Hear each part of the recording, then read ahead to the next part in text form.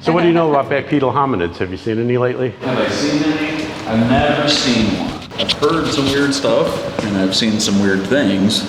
Never seen the big guy myself, but it's pretty hard for me to dismiss the sheer number of people that I talk to every week, you know, who claim to have seen something. So that's pretty hard to dismiss. We used to do the Bigfoot hikes with our granddaughter here. Yeah. And she swore one night that she saw him. Oh, wow. Yeah. Yeah. I mean, we, you know, get reports all the time. People come in and claim to have seen something, but, I mean, I've heard some weird things, and but never actually saw him. never seen anything. I've seen one set of footprints where I was left with, At Hozek's you Cave? know, Orange Trail. Okay. Yeah. Where it was, you know, one convincing set of footprints. That's cool. Is all. There've always, all the other footprints that people bring me to are usually like blobs in the dirt. Or self-made. Self-made, Or yeah. they're bear prints, you know. You don't resemble him at all. No. No. So let me tell you my theory. Okay, I'm a science guy too.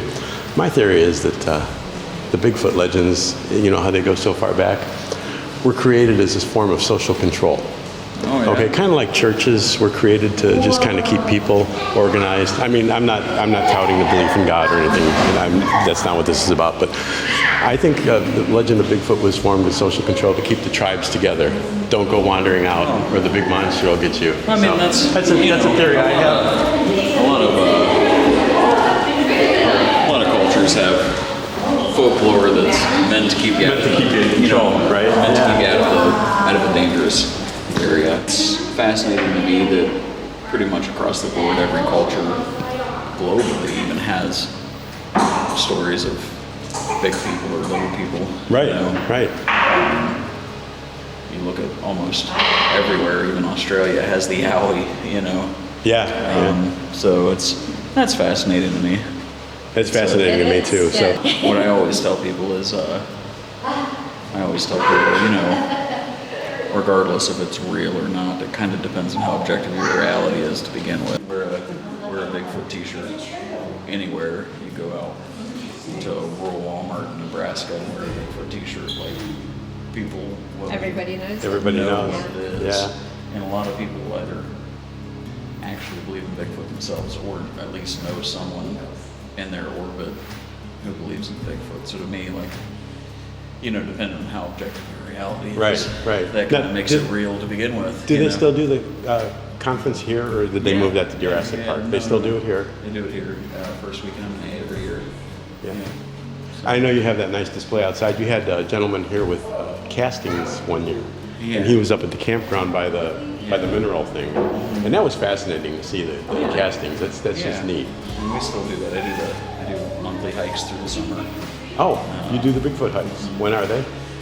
The next one's the 30th. Okay, we'll be there, and we'll film you again, and we won't bother you though. Yeah, that time. that's I do monthly hikes here, Bigfoot hikes, and then we do through the winter we do like these squash talk. things. Squatch talk. Yeah. So, Can you show us that thing up at the desk one time?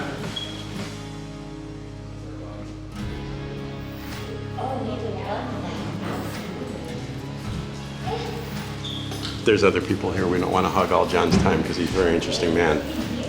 Your interview was very good, and I'm going to put a link to that in our page when we do it. Small Town Monsters. Yeah, that was a really good interview, and I follow exactly the way you say it.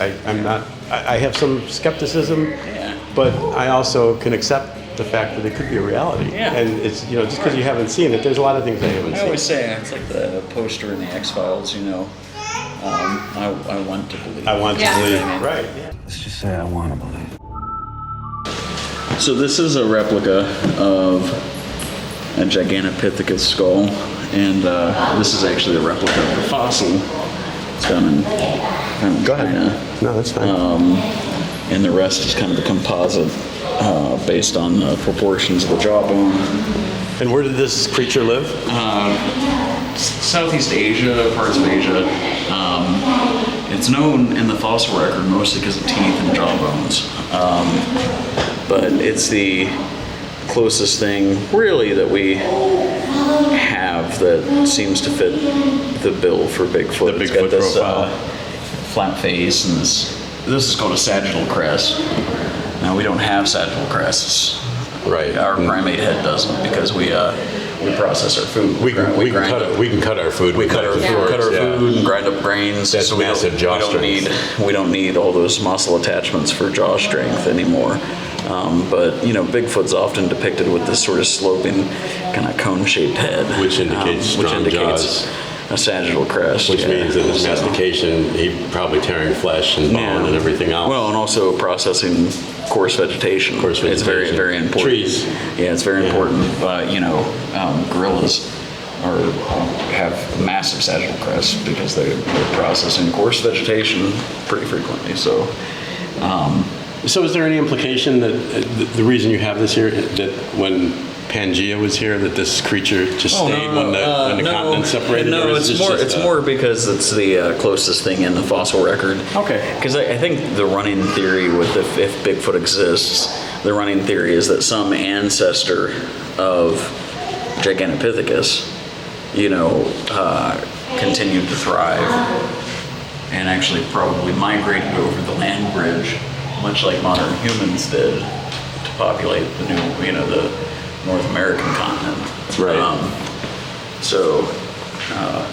Because if you look at all the First Nations have stories of something like this. Now, and kind of what I've said before is like, is this an example of a living creature? The fact that so many, all over, so many indigenous people in Asia and North America have stories similar to Bigfoot.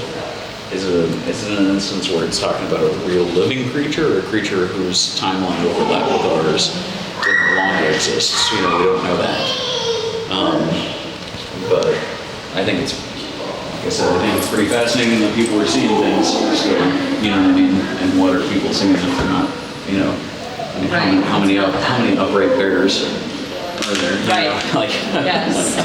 Yes. So I'm not sure. I don't know.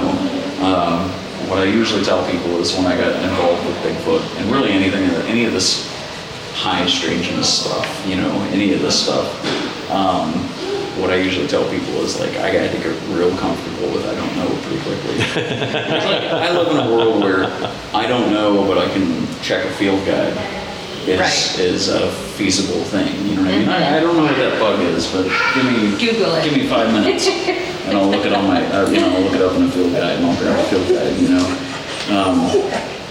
I was about to say that there's not a field guide to Bigfoot, but Robert Morgan actually wrote a field guide to Bigfoot. So look at, but it doesn't help me very much as far as some of the questions that are left unanswered with Bigfoot. So. Right. He's not the Morgan from Morgan's Raiders, is he? No, Robert W. Morgan. No, he's a Bigfoot researcher. Okay. Kind of one of the OG Bigfoot researchers. From Ohio. He's recent. Yeah. Okay, he's from Ohio. Right. Okay. He's pretty old now, but he was a great researcher from Ohio. Yeah. And if you ever get a chance to look up Robert W. Morgan, We will. Thank you. John, thank you very much for your time. We appreciate it, and we know we got you out of some hot gardening out there. If you enjoyed this video, give us a thumbs up, and don't forget to subscribe. Thank you for watching. We'll be back next time with a tour of the Stonehouse Museum.